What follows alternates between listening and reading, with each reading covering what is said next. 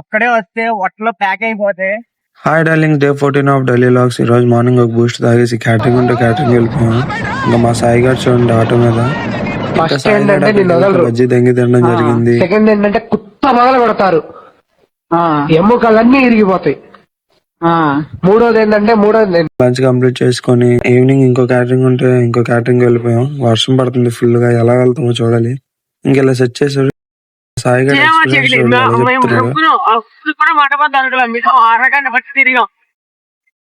చెప్పు ఎక్స్పీరియన్స్ చెప్పు. చోట